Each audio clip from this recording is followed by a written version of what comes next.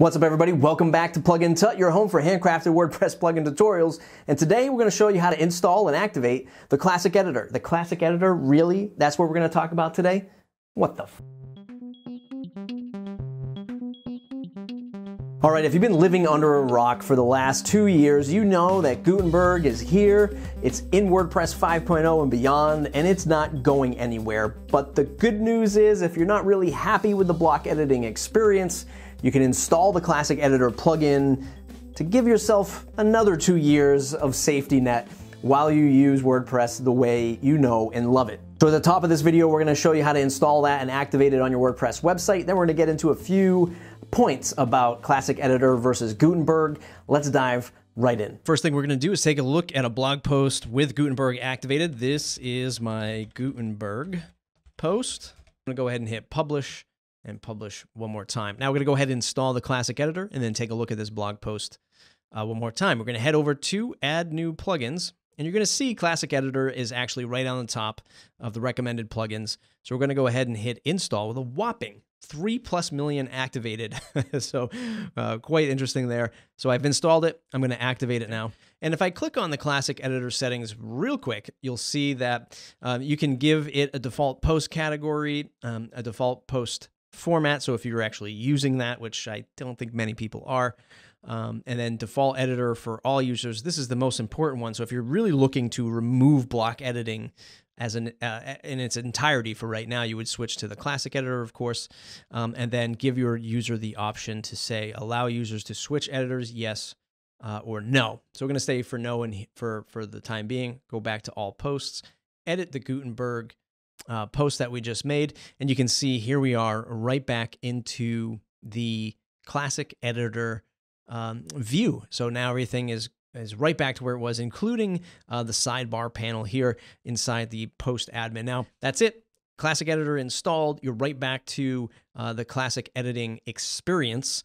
Let's get right back to the video. All right, now that we have the Classic Editor up and running on our WordPress website, let's just talk about Classic Editor and Gutenberg and how the two sort of mesh for your few years left in this space with the Classic Editor. Reason number one, you're just not ready for the Gutenberg block editing experience. If you are somebody who is just really set in your ways, or you're a consultant that's helping out clients and they're just not ready to jump on the learning curve yet, using the Classic Editor is the perfect reason to use the Classic Editor. It's really the reason why it still exists. It's really the reason why there's 3 million plus installs and it's still up and running for the next 2 years. Reason number two is you're using a plugin that has shortcodes that just are not compatible with Gutenberg. And some of those might be the plugins that use shortcodes to create columns or pricing tables or more complex layouts, displays of content.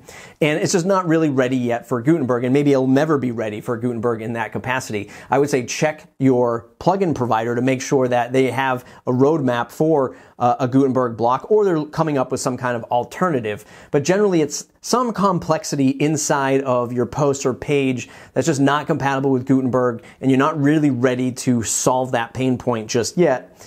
That's another reason that you should use the Classic Editor. Using Gutenberg is getting better.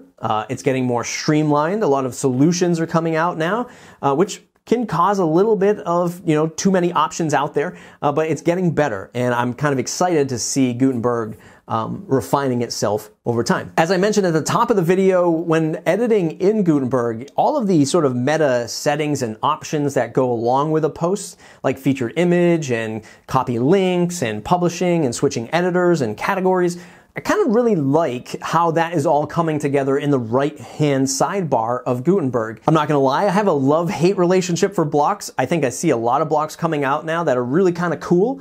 It's really just a cool factor at this point. There's nothing that really has struck me as a must-have block for Gutenberg. But what I found was that, hey, some of these things are nice. Some of these things are very interesting, and I like the direction that it's going in.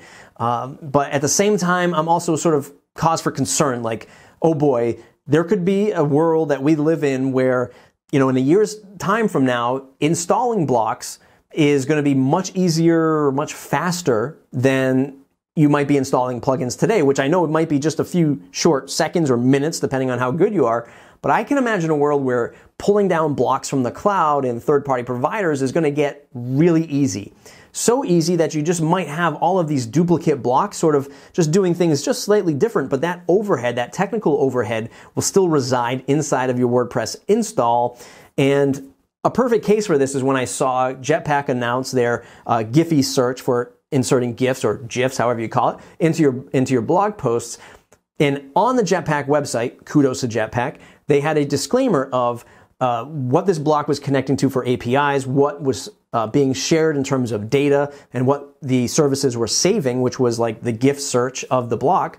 But that made me realize, like, wow, there are going to be some third-party plugin developers doing some kind of funky stuff inside of these blocks. And if they're not as open and transparent as Jetpack is to disclose that information, our sites are just going to become fountains of data coming out when we're really looking at WordPress as a way to save ourselves from, disclosing all of that data. So it's going to be an interesting world. On one hand, I'm kind of excited to see where blocks are going. On the other hand, I'm thinking, oh my God, the end user is going to have this, garage bin full of blocks that you just dump out, and you're like, what do I need all this stuff for? I don't need all of these blocks. So that's what I'm concerned with for the future, both positive and negative. All right, that's all I have for today. If you are using Gutenberg and enjoying it, let me know below. If you're decided to use the classic editing experience, let me know why. Is it something just out of protest, or are you using it for good reason? Like you're on-ramping your customers onto the Gutenberg experience, you're fixing sites before you do that transition. Let me know in the comments below. It's plugintut.com, youtube.com/plugintut. If you liked the video, go ahead and thumbs up. If you want more stuff like this, go ahead and subscribe to the channel. We'll see you in the next video.